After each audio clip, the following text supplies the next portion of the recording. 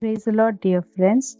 In today's first reading, we see the prophet Ezekiel sees the glorious return of the God of Israel to the restored temple from the east. The divine presence fills the temple with a sound like rushing water, prompting Ezekiel to fall face down before God's permanent throne.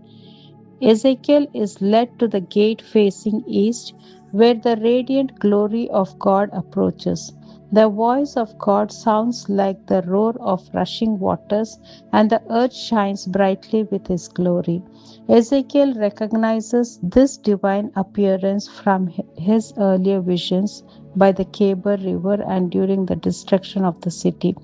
The glory of the Lord passes through the eastern gate and fills the inner court and the temple building. God speaks from the temple, declaring it his throne's place and promising to dwell among the people of Israel forever. In today's gospel, we read that the greatest among you will be the servant.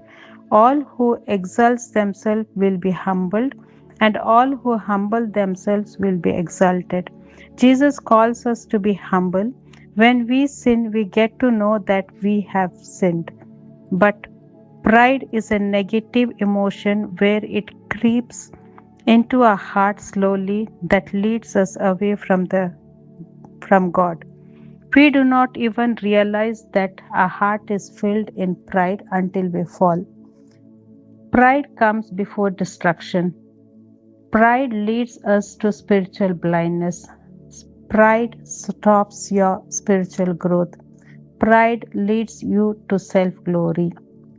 Pride kills your thirst and hunger towards God. Pride takes you away from family fellowship of God's children. Pride can take you to discouragement. Pride do not allow you to accept both good and bad. Pride leads to loneliness.